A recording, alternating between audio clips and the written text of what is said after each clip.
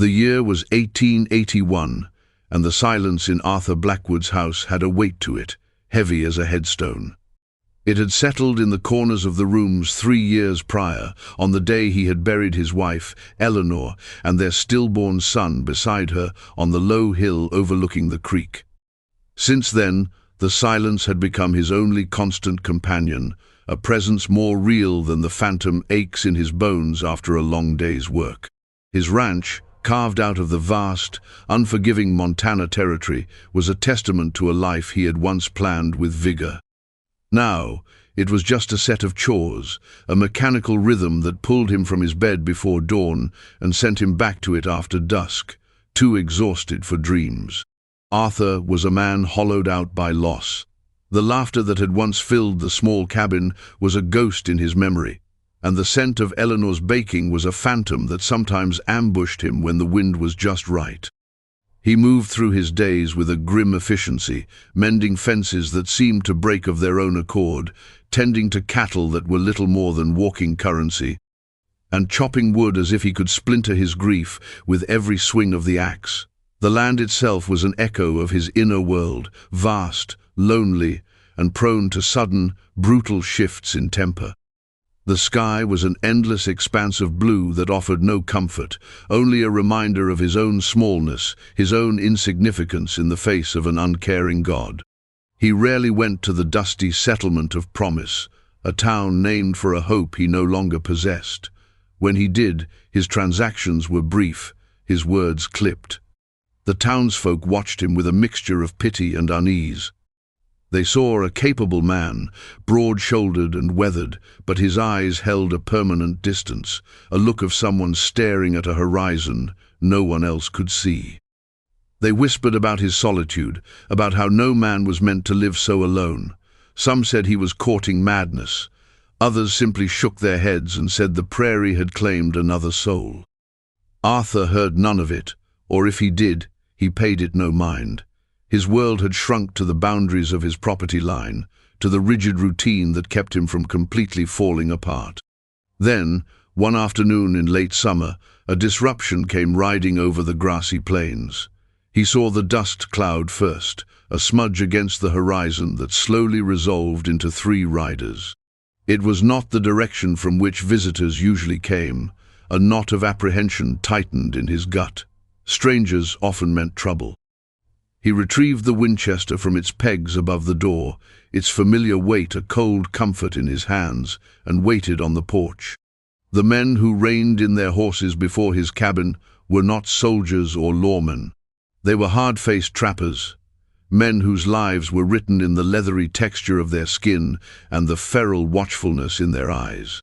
The man in the lead, a hulking figure with a tangled beard and a cruel twist to his mouth, was named Vance. Arthur knew him by reputation, a man who dealt in whatever was profitable, be it furs or human misery. With them, tethered by a rope to the lead man's saddle horn, were 2 young women. They were Cheyenne, their faces stoic masks of terror and resignation. One looked to be on the cusp of womanhood, perhaps 16 or 17, her gaze defiant and sharp as flint. The other was younger, smaller, her eyes wide and fixed on the dusty ground, as if refusing to see the world that had ensnared her. They stood huddled together, a small, fragile island of shared humanity in a sea of callousness. "Blackwood," Vance grunted, his voice like gravel. "Heard you were living like a ghost out here. A man needs a woman. Or 2. He grinned, a flash of yellowed teeth. "A gift, from some folks who owed me a debt. They'll keep your bed warm and your house clean. Strong stock." Arthur's hand tightened on the rifle. The world tilted, the quiet, grieving order of his life shattering into 1,000 sharp pieces. He looked from Vance's leering face to the 2 girls.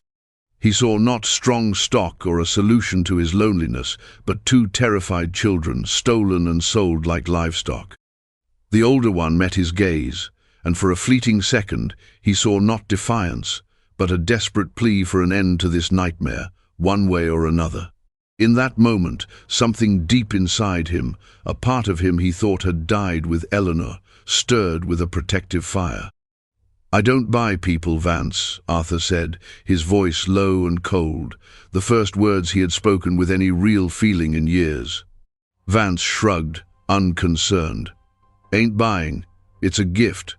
What you do with 'em is your business. But I can't take 'em back." He untied the rope and let it fall to the ground. The gesture was one of finality. He and his men turned their horses, their business concluded. "Consider it a kindness," Vance called over his shoulder, the words a bitter mockery that hung in the air long after they had ridden away. Arthur was left standing on his porch, the Winchester growing heavy in his hands, the silence of his ranch now broken by the soft, fearful breathing of two strangers. The sun beat down, and the world held its breath. His solitude had been breached, not by comfort, but by a moral crisis that stood shivering in the dust before him. For a long time nobody moved. Arthur remained on the porch, a sentinel guarding a home that was no longer his alone. The two sisters stood by the water trough, their shoulders touching, their silence a wall against him, against the world. The older one, Vivina, kept her chin high, her dark eyes tracking his every move with a wariness that bordered on hate. The younger one, Mesa, seemed to be trying to make herself invisible, her small frame curled inward. The situation was impossible. He couldn't keep them under the pretense Vance had established. The thought was a violation of Eleanor's memory and every decent instinct he had left. But he couldn't turn them out either. To send them walking into the prairie would be to condemn them to starvation, or worse, to falling into the hands of men like Vance again. He was trapped, and so were they. Finally, the sun beginning its slow descent and painting the sky in bruised colors of orange and purple, Arthur lowered the rifle and leaned it against the cabin wall. He took a slow step off the porch, his hands held open and away from his body to show he was unarmed. The girls flinched, a single, unified movement of fear. I won't harm you," he said, the words feeling clumsy and inadequate in his mouth. He doubted they understood him. He pointed a finger toward the cabin door, then made a motion of eating. "Food." He pointed to the water pump. "Water." Vivina's eyes narrowed. She whispered something to her sister in their own tongue, a cascade of soft, urgent sounds. Misa only pressed closer to her. Arthur waited, his patience a thin, fraying thread. He was a man accustomed to the simple logic of animals and seasons, not the terrifying complexities of this human wreckage. He sighed, a sound of profound weariness, and turned to walk back into the cabin. He left the door open, an invitation he did not expect them to accept. Inside, the space felt different, charged with their presence outside. He moved to the stove, his actions deliberate and slow. He stirred the embers, added wood, and put a pot of the stew he'd made the day before on to heat. The smell of beef and root vegetables, usually a lonely comfort, now felt like an offering, a desperate prayer. He ate his own portion, standing by the counter, his back mostly to the door. He listened. For a long time there was nothing but the whisper of the wind, then a faint, scuffling sound. He didn't turn. He heard the creak of the floorboard just inside the threshold.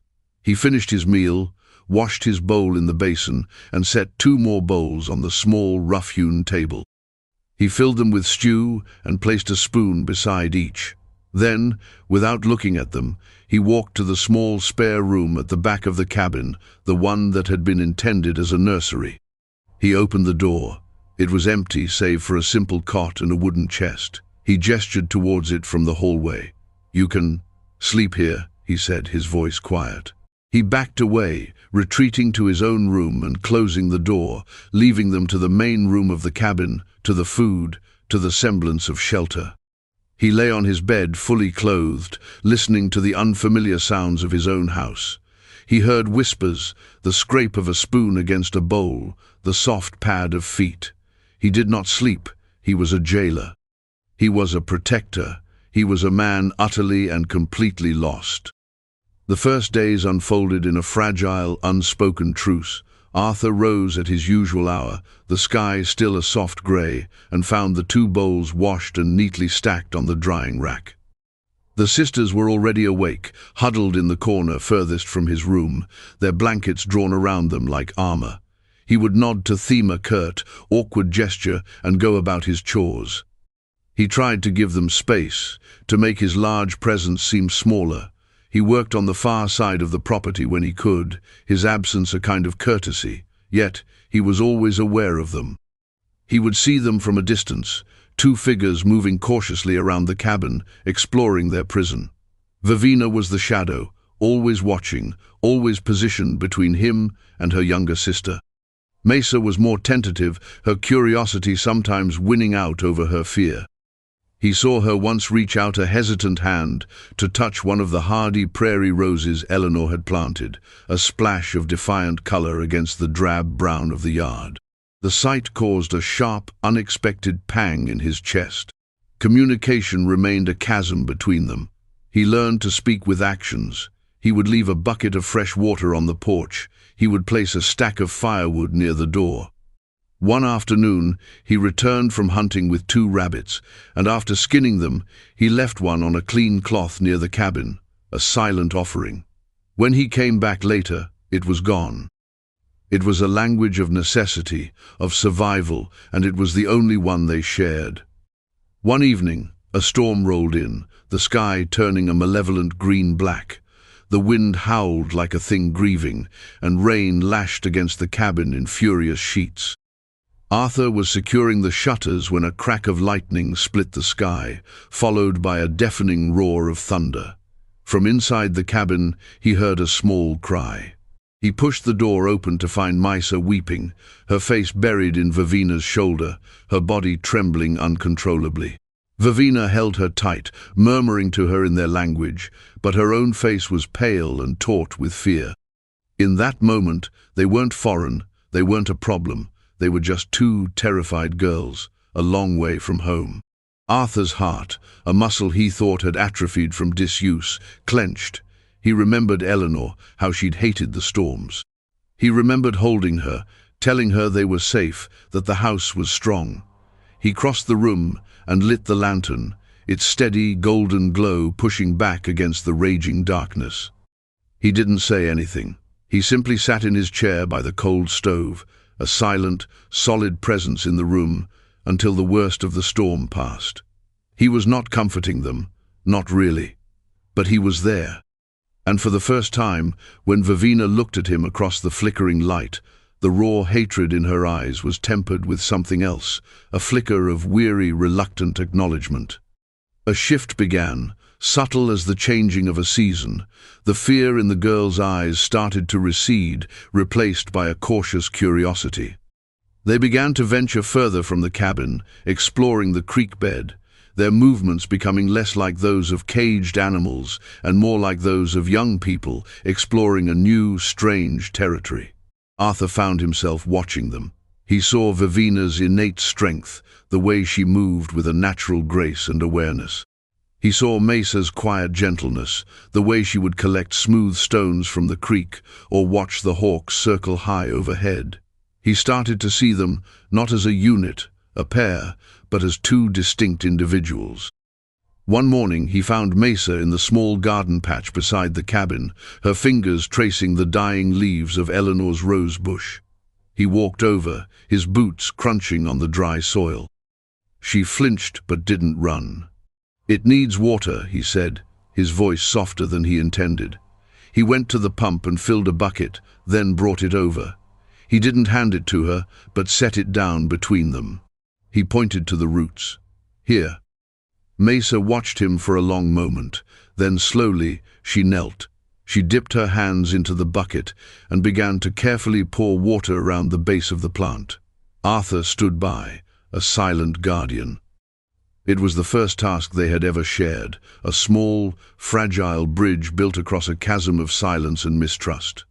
He began to teach them things, not with words but by example. He showed Vivina how to track, how to read the signs left by deer and rabbits. He took her to the ridge where he practiced with the Winchester, and after ensuring it was unloaded, he showed her how it worked, the bolt, the sight, the trigger. He wasn't teaching a wife to help. He was teaching a survivor to defend herself. She was a quick study, her focus intense, her hands steady. He showed Mesa the ways of the ranch that required a gentler touch. He let her help with the chickens, her initial fear giving way to delight as she collected the warm eggs. He showed her which herbs growing wild by the creek were good for tea and which could soothe a wound.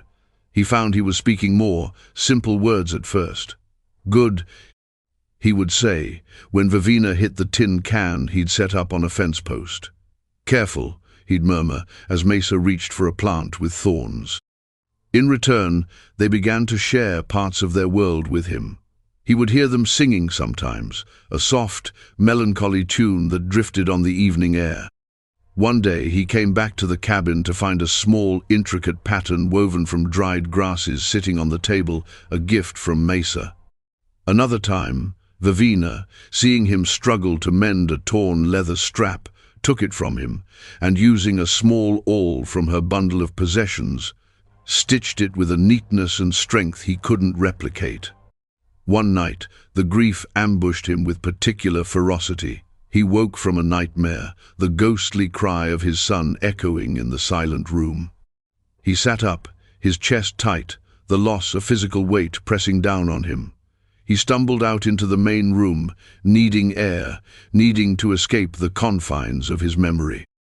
He didn't realize he had made any sound until he saw Vivina standing in the doorway of her room, watching him, her expression unreadable in the moonlight streaming through the window. He turned away, ashamed of his weakness, and went to the chest where he kept Eleanor's things. He lifted the lid and pulled out a small, worn wooden bird she had carved. He held it in his palm, his thumb tracing its smooth contours. He didn't have to look to know Vivina was still there. He didn't try to hide it. For the first time, he let the wall of his stoicism crack, letting his sorrow be seen. He didn't weep, but a profound sadness radiated from him, a coldness that had nothing to do with the night air. When he finally looked up, Vivina had not moved. Her gaze was no longer hostile or wary. It was knowing. She had seen his wound. She gave a slow, almost imperceptible nod, a gesture of understanding that transcended language, and retreated back into her room. The exchange was brief, silent, but it changed everything. He was not just a white man, a captor. He was a man who had also lost everything, and they were not just Cheyenne girls, stolen and afraid. They were people who understood the shape of grief. It was a few weeks later, during a quiet evening meal, that the decision solidified in his mind, not as a thought, but as a certainty, a truth that settled into the very marrow of his bones. He watched them eat, Vivina now meeting his eyes without flinching, Mesa occasionally offering a small, shy smile. They were bringing life back into the dead spaces of his home, of his heart. They were not wives. They could never be. They were something else entirely. He cleared his throat, the sound loud in the quiet room. They both looked at him, their spoons pausing mid-air. "In this house," he began, his voice rough with disuse and emotion. He looked at Vivina, then at Mesa. "You are daughters." He stumbled over the word, a foreign concept on his tongue. "My daughters." He tapped his chest. "Father." He pointed to them. "Daughters." They stared at him, their brows furrowed in concentration. He didn't know if they understood the specific words, but they understood the tone. They understood the final, complete absence of threat, the profound shift in the very air between them. There was no lust in his eyes, no expectation of servitude. There was only a raw, clumsy, and fiercely protective tenderness. Mesa looked at her sister, a question in her eyes. Vivina held his gaze for a long time, searching his face. She saw the truth of his words there, stark and undeniable. Slowly, a tension she had carried in her shoulders for months seemed to dissolve. She gave another one of her slow, deliberate nods. The pact was sealed. Not with a contract or a ceremony, but with a quiet look of acceptance in a lonely cabin under the vast Montana sky. Arthur Blackwood was no longer just a widower. He was a father, and they were home. The peace that settled over the ranch was a fragile, hard-won thing. The silence was different now, no longer heavy with grief, but filled with a comfortable companionship. The routine of the ranch became a shared rhythm. Vivina, with her sharp eyes and steady hand, became his partner in the more demanding work, riding with him to check the cattle herds, her presence beside him a quiet statement of belonging. Mesa transformed the small cabin, bringing touches of beauty and order. She tended to her garden with a fierce devotion, coaxing not just Eleanor's roses, but also squash and beans from the stubborn soil. The scent of cooking herbs often filled the air, a fragrance of life reclaiming a place that had been consecrated to death. Arthur found himself changing. The deep furrows of sorrow on his brow began to soften. A rare, rusty smile would sometimes touch his lips when Mesa presented him with a perfectly baked potato, or when Vivina outsmarted him in tracking a deer. He was teaching them English, pointing to objects and saying their names. Fence, horse, sky. They, in turn, taught him words in Cheyenne, their voices soft as they corrected his clumsy pronunciation. The house was no longer a tomb. It was a school, a workshop, a home. But the world beyond their small sanctuary had not forgotten them. One blistering afternoon, Arthur saw the familiar dust cloud on the horizon again. His blood ran cold. It was Vance, and he had 2 of his men with him. Arthur sent the girls inside, his voice low and urgent. "Stay away from the windows." Vivina grabbed the Winchester from its pegs without hesitation, her face a grim mask of resolve. Mesa hurried to bolt the back door, her earlier fear replaced by a steely determination. They were a unit, a family bracing for an attack. Arthur met Vance on the porch, his own rifle held loosely at his side. He had changed since their last meeting. He was no longer a man drifting in a sea of sorrow. He was anchored by a purpose he would die for. "Blackwood," Vance sneered, his eyes flicking over Arthur's shoulder toward the cabin door. "Came to see how you're enjoying the gift. Heard some strange talk in town. Folks say you're treating 'em like pets, not wives. That's an insult to my generosity." "They're not your gift to give," Arthur said, his voice level and dangerous. "And they're not my wives, they're my daughters. This is their home. You're not welcome here. Leave." Vance let out a bark of incredulous laughter. "Daughters? You gone soft in the head, old man. They're savages. Property. I came to collect what's mine. You clearly don't know what to do with them."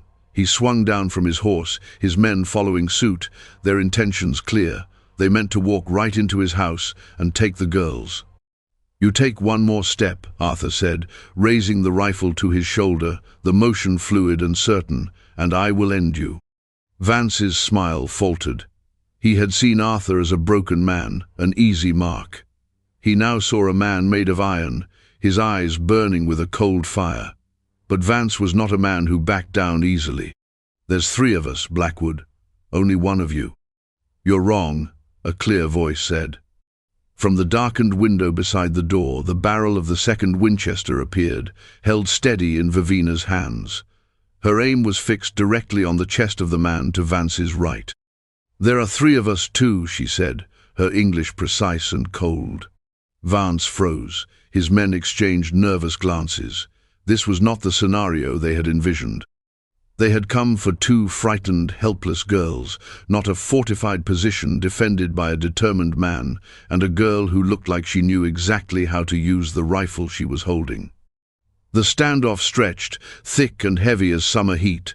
The only sound was the buzz of flies and the stamping of a nervous horse. Arthur's focus never wavered from Vance. Vivina's never wavered from her target. They were a wall. Suddenly, from the side of the cabin, a flurry of movement. Mesa, using a distraction they must have planned, threw a bucket of soapy water directly into the face of the 3rd man. He sputtered and cursed, momentarily blinded, his hand flying to his eyes instead of his gun. It was the only opening they needed. Arthur didn't fire to kill. He fired a single shot into the dust at Vance's feet, the explosion deafening in the still air. Vance jumped back with a yelp, his bravado finally shattering. His men, one half-blinded and the other staring down the barrel of Vivina's rifle, were already backing away toward their horses. "Get out," Arthur commanded, his voice ringing with an authority that could not be defied. "And if you ever ride onto my land again, I won't aim for the ground." Vance stared, his face a mask of fury and humiliation. He saw the truth in Arthur's eyes. He saw the fierce protectiveness in Vivina's. He saw the small, brave figure of Mesa standing by the corner of the house. He had lost. He spat on the ground, scrambled onto his horse, and galloped away without a backward glance, his men trailing behind him like beaten dogs. Arthur watched them until they were nothing more than a disappearing speck of dust. He lowered his rifle, his shoulders slumping with the release of tension. The door opened, and Vivina stepped out, followed by Mesa. The three of them stood on the porch, the lingering smell of gunpowder in the air. The threat was gone. They had faced the ugliness of the world together, and they had won.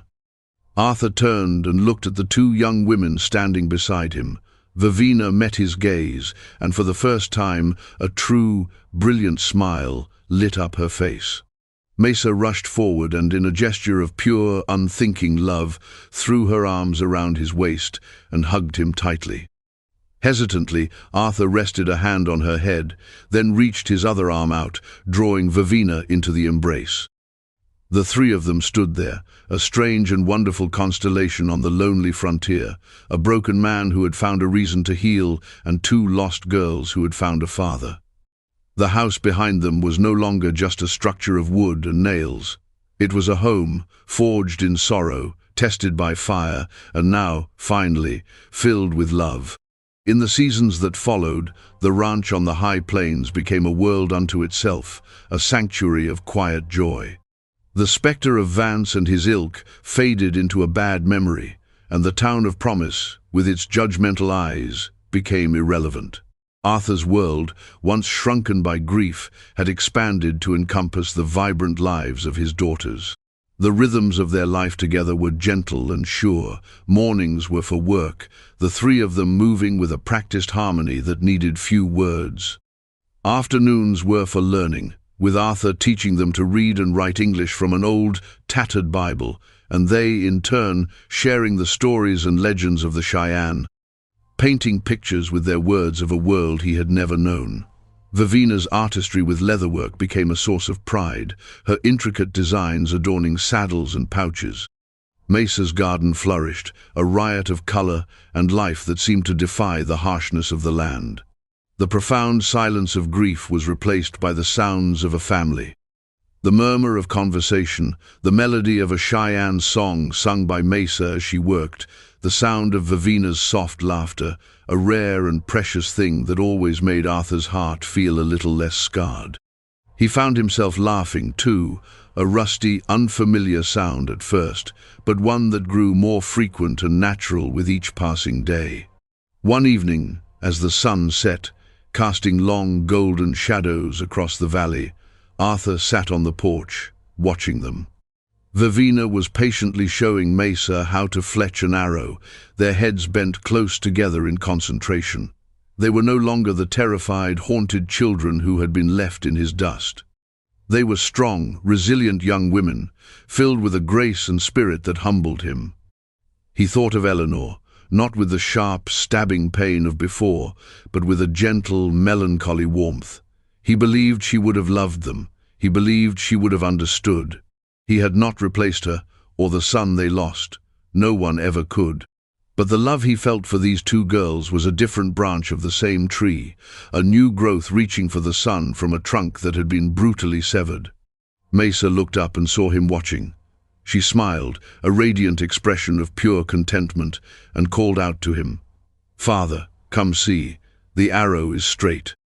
The word "father" still struck him with a sense of wonder each time he heard it. It was a title he never thought he would hold, a sacred responsibility he had been given by the cruelest of chances. He stood up and walked over to them, his heart full. He was no longer Arthur Blackwood, the grieving widower living like a ghost. He was a father. And in the vast, lonely expanse of the American West, in a small cabin built on loss, he had found his family. He had found his home. In the year 1886, on the raw, wind-scoured edge of Redemption Gulch, Arthur Blackwood's life had been hammered into a shape of brutal simplicity. It was a life measured not in days or seasons, but in the rhythmic clang of his hammer against hot iron, a sound that began with the pale grey of dawn and ended long after the sky had bruised into a star-flecked night. His forge was his world, a cavern of sweat, soot, and searing heat, and he was its solitary, grim monarch.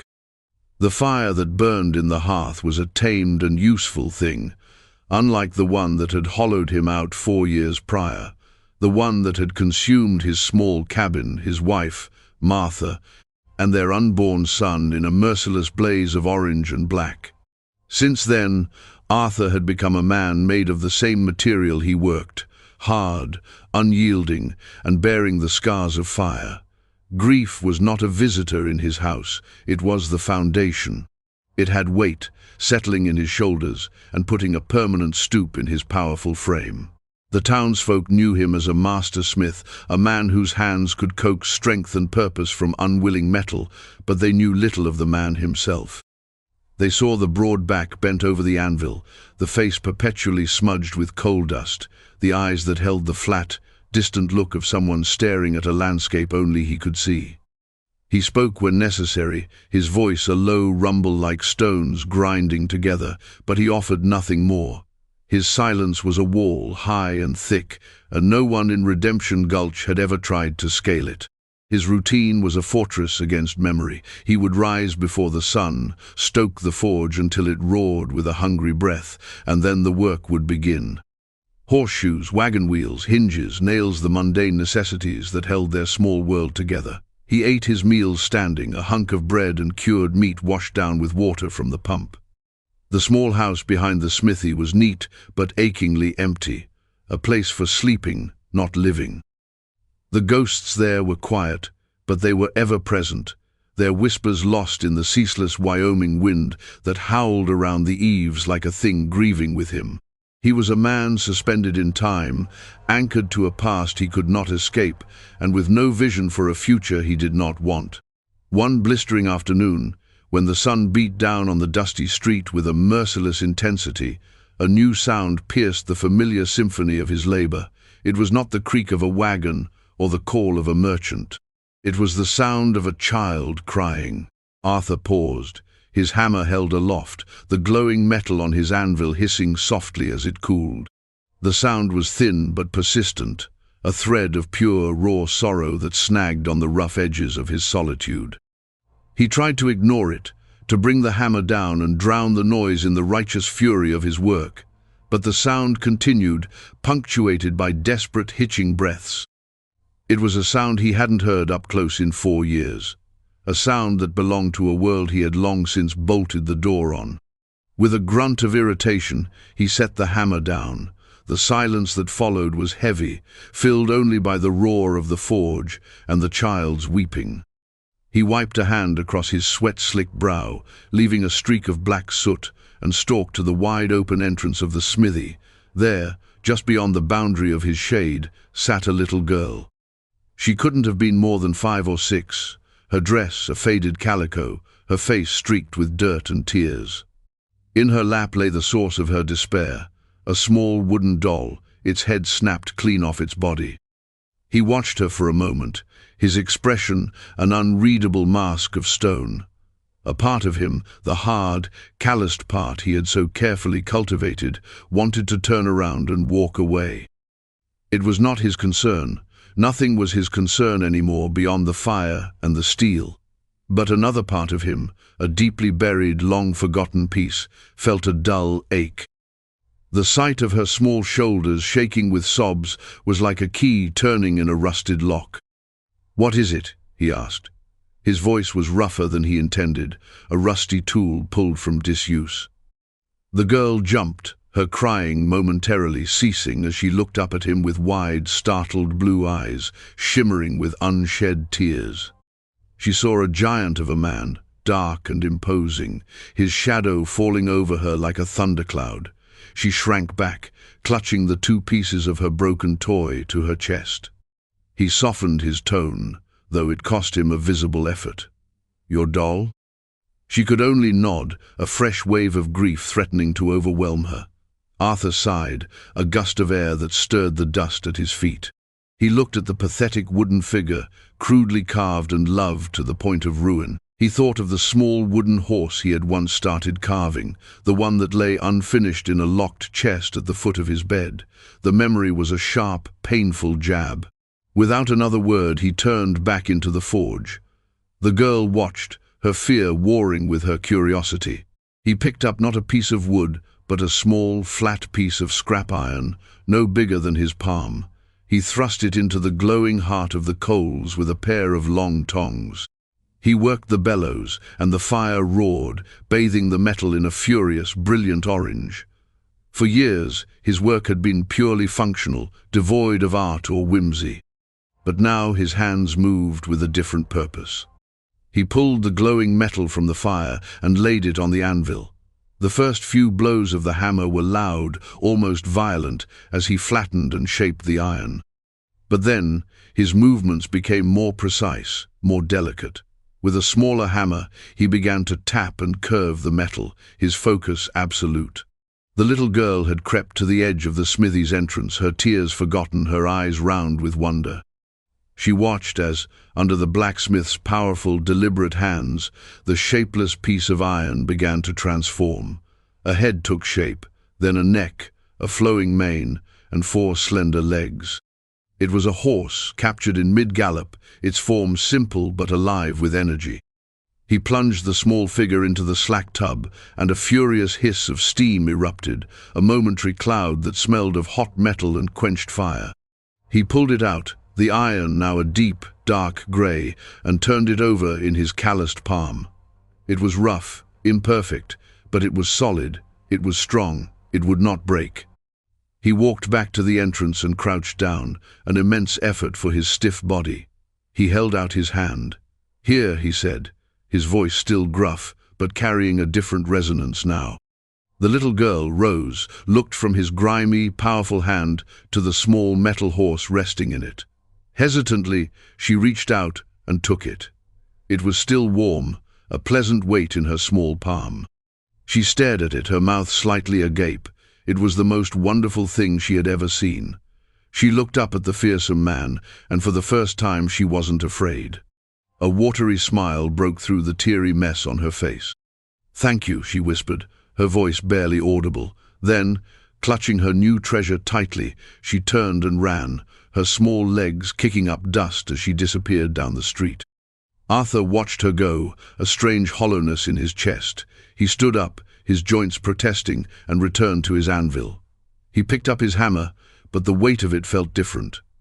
The silence of the forge pressed in on him again, but it was no longer empty. It was filled with the ghost of a child's smile. He shook his head, trying to banish the feeling, and brought his hammer down, but the rhythm was broken.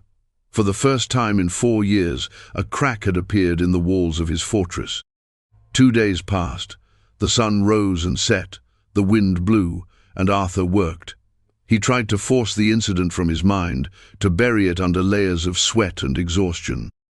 He told himself it was a momentary lapse, a foolish whim. But every time he looked at the pile of scrap iron, he saw the small, empty space where the piece he had used had been. On the 3rd day, a woman appeared at the entrance to his forge. She was slender and wore a plain, mended black dress that spoke of mourning and poverty. Her hair was pulled back in a severe bun, but a few stray strands had escaped to frame a face that was worn with worry, but possessed a quiet, determined strength. In her hand, she held the small metal horse. It was Eleanor Vance, a woman Arthur recognized by sight, but had never spoken to. He knew her story, as everyone in a town this small knew everyone else's. Her husband, a prospector, had been taken by a fever the previous winter, leaving her a widow with a young daughter to raise on her own. She stepped forward, her gaze direct and unflinching. "Mr. Blackwood," she said, her voice clear and steady, I believe this is your work." Arthur stopped hammering, resting the heavy tool on the anvil. He merely nodded, his eyes wary. He was not a man accustomed to social calls. "My daughter Rose has not let it out of her sight," Eleanor continued. "It was an act of profound kindness. I came to thank you." "It was nothing," Arthur rumbled, eager to end the conversation and return to the familiar comfort of his work. "A piece of scrap." "To you, perhaps," she countered softly. "To a little girl who has very little, it is a treasure, and to her mother, it is a sign." Arthur frowned. A sign of what? Eleanor took a deep breath, her knuckles white where she gripped the small toy. She was a woman who had weighed her options and found them all wanting, and had now arrived at the last and most desperate one. "It is a sign of a good man, Mr. Blackwood, a man of substance, a man who, despite what whispers may say, has a capacity for decency." His eyes narrowed. He did not like where this was headed. The intrusion was becoming more than he could bear. "State your business, madam. I have work to do." Her chin lifted, a gesture of defiance against the humility of her position. "My business is survival, and perhaps yours is too, in a different way. I am a widow in this town. I have a child.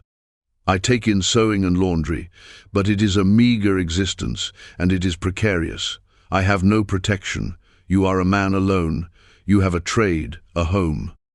But you have no one to manage your household, to cook your meals, to offer the companionship that keeps a man from turning to stone." Arthur's face darkened. "My household is my own affair." "And it is killing you," she said, not with accusation, but with a startling, simple finality. "It is hollowing you out from the inside. I can see it. Anyone can." He felt a surge of hot anger. "You see nothing."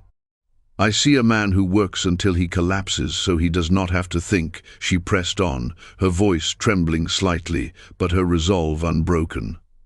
"I see a house that is clean but not a home, and I see a man who was kind to a crying child. That is the man I have come to speak with." She took another step forward, placing the metal horse on the edge of a workbench, a small, solid offering between them. "I am here to make a proposal, Mr. Blackwood. A contract, a marriage." The word hit him like a physical blow. He stared at her, dumbfounded.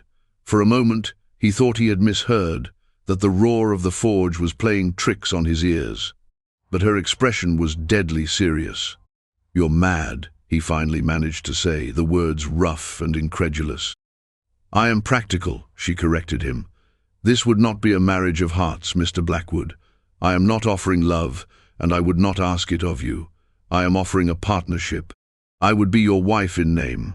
I would keep your home, cook your meals, mend your clothes. My daughter would have a roof over her head and the protection of a father's name.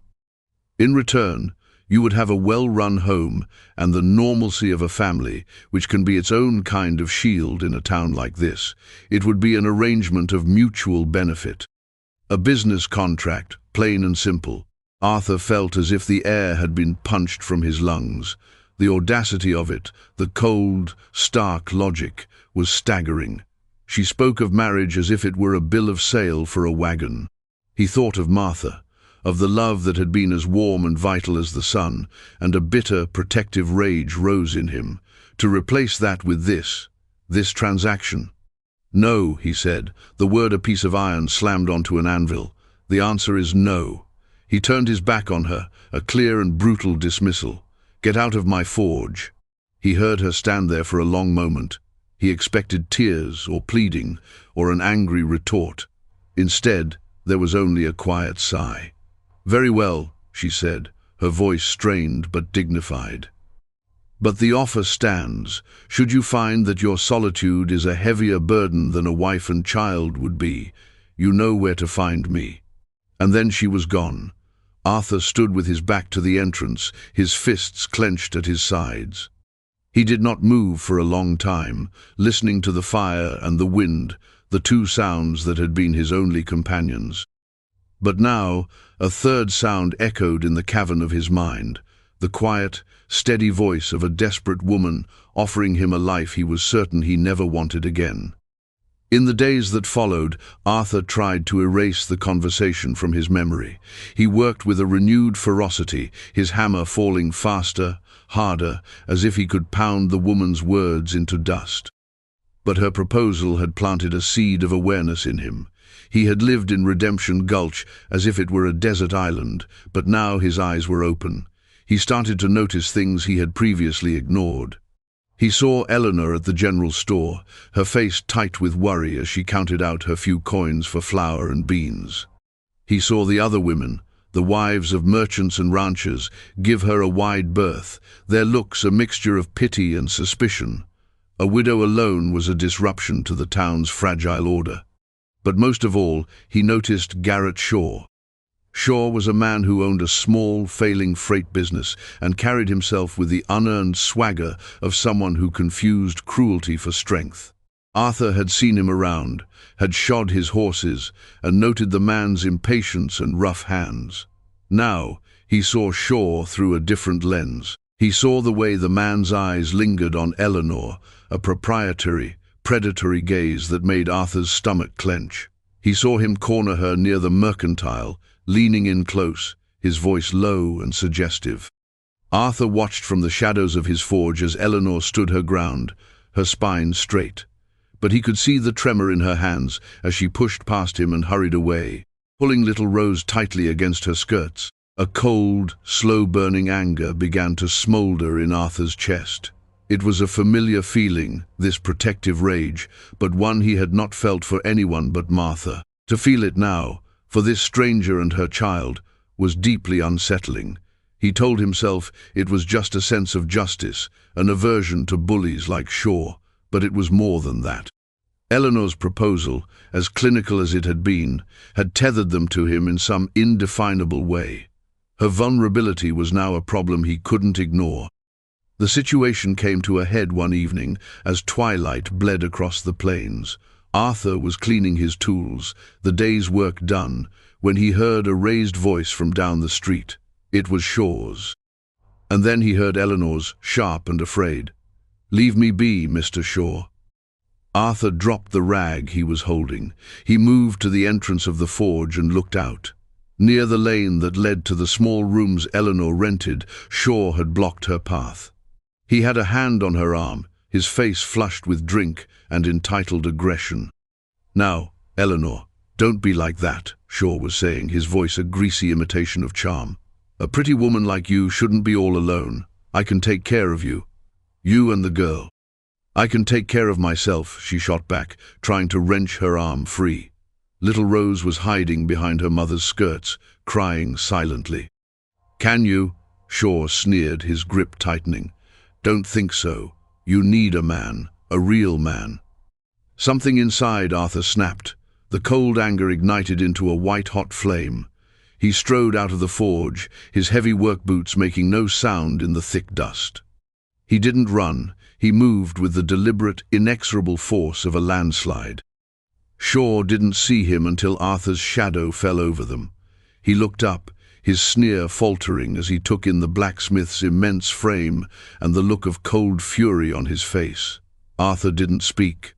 He simply reached out and clamped his hand around Shaw's wrist. It was not a violent grip, but it was absolute. Arthur's fingers were like bands of iron. The strength in that hand was born of years of swinging a heavy hammer, of bending steel to his will. Shaw's face went pale. He tried to pull away, but it was like trying to move a mountain. Arthur leaned in, his voice a low, dangerous rumble that was more terrifying than any shout. She said to leave her be. "This ain't your concern, Blackwood," Shaw stammered, his bravado evaporating. Arthur's grip tightened infinitesimally. A pained grunt escaped Shaw's lips. "She is not to be troubled again," Arthur said, his eyes boring into Shaw's. He wasn't asking.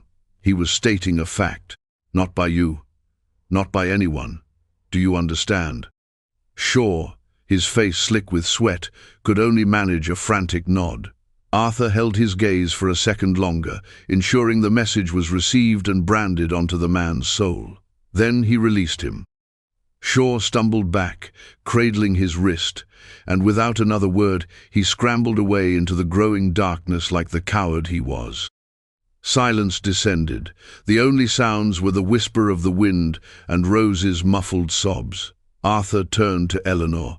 Her face was pale, her eyes wide and luminous in the dim light. She was looking at him not with fear, but with a dawning, complex expression of shock, relief, and something more he couldn't name. He gave a stiff, formal nod. "Are you harmed?" "No," she whispered, her voice shaky. "Thank you." He felt an awkwardness settle over him. He had acted on pure instinct, and now, in the aftermath, he didn't know what to do. The protector's role did not come naturally to him anymore. "I will see you home," he stated, his tone leaving no room for argument. He walked beside them, a silent, hulking guardian. The distance to her door was short, but it felt like miles. When they reached the dilapidated boarding house where she lived, Eleanor fumbled with the key, her hands still trembling. She finally got the door open and ushered Rose inside. She then turned back to Arthur, who stood on the worn stoop, looking as out of place as a granite boulder in a flower bed. The air between them was thick with unspoken words. The events of the evening had changed everything. His intervention was an answer, a declaration more powerful than any word he could have spoken. He looked at her, at the weary lines around her eyes, at the fierce, protective love she had for her child, at the dignity that clung to her like a second skin. He thought of his empty house, of the suffocating silence, of the long, lonely years stretching before him. Her proposal had seemed insane.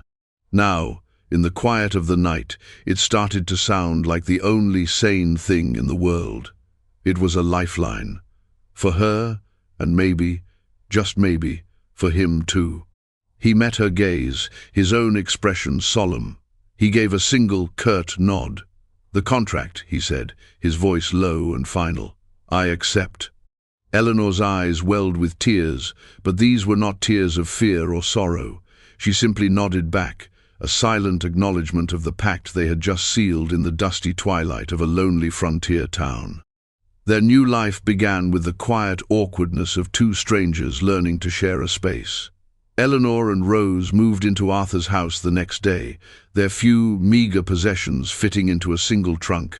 The house, which had been a mausoleum of silence, was suddenly filled with new sounds. The soft pad of Rose's small feet on the wooden floors, the gentle hum of Eleanor's voice as she sang a lullaby, the clink of dishes being washed in the kitchen. For Arthur, it was a profound disruption.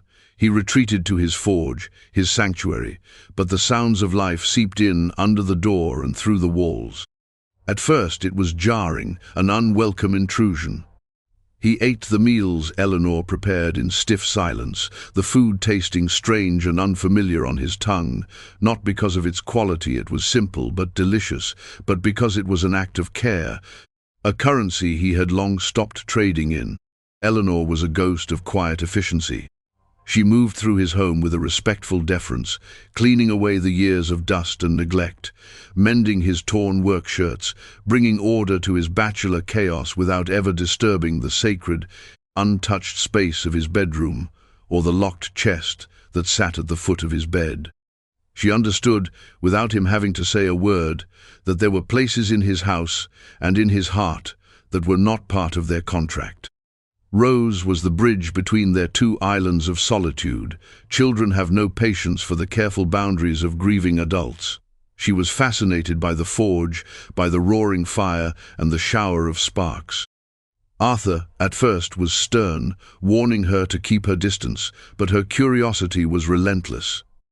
He found himself explaining the tools, the different kinds of metal, the way fire could be both a creator and a destroyer.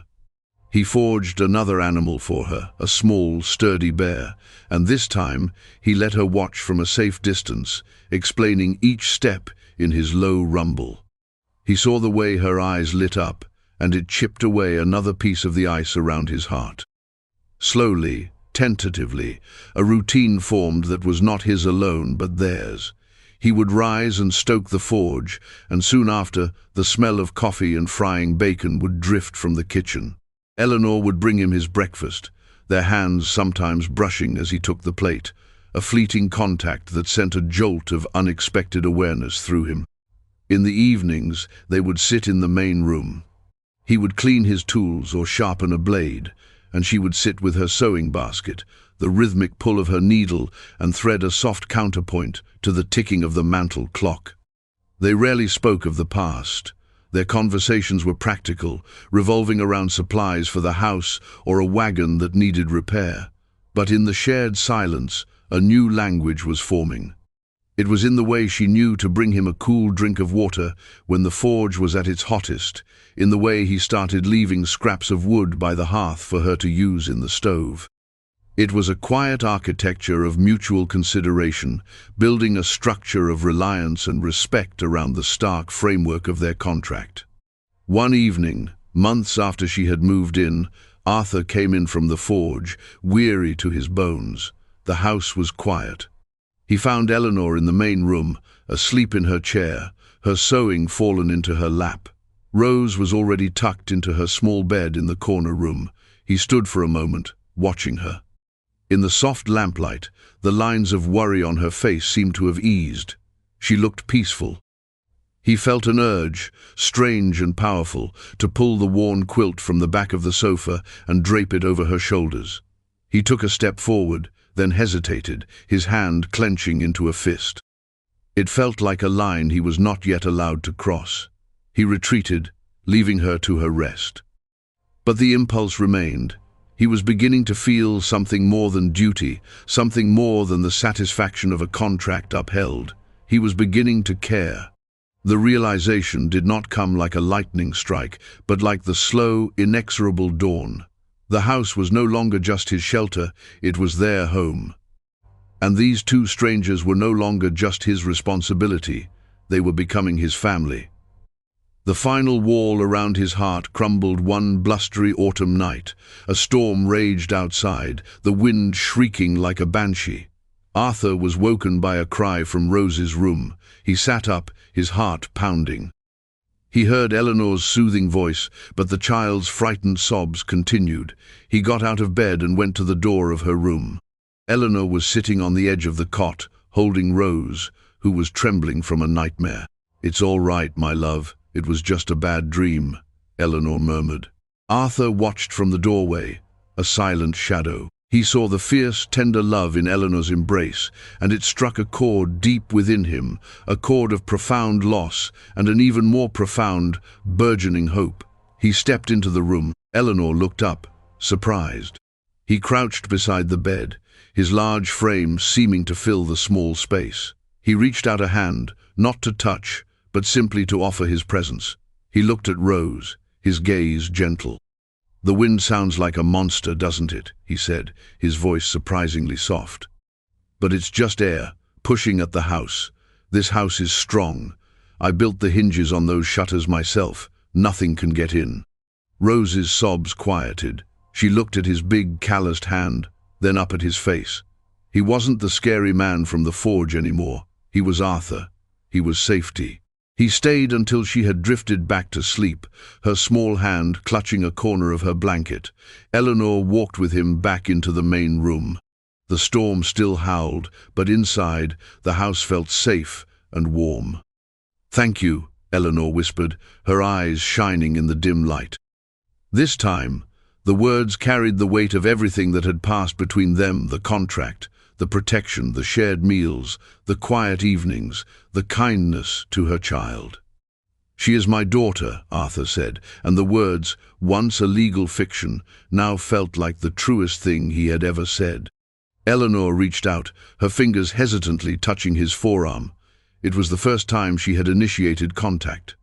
Her touch was light, but it burned through his shirt, right to his skin, right to his soul.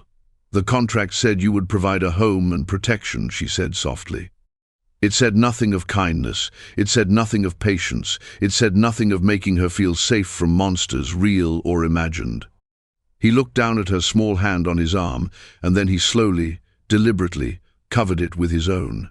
His hand was rough and scarred, hers was slender and worn from work, but they fit together.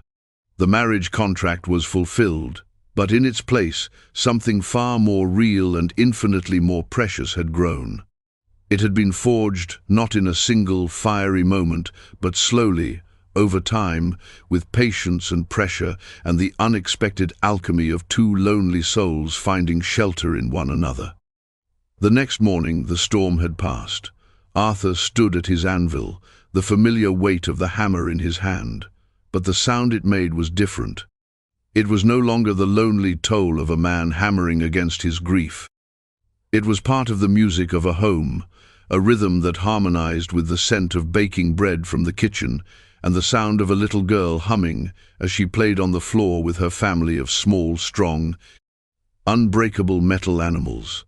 The fire in his forge still tempered steel, but its warmth had finally reached the house and the heart of the man who worked it. He was Arthur Blackwood, the blacksmith. But he was also a husband and a father. He was home.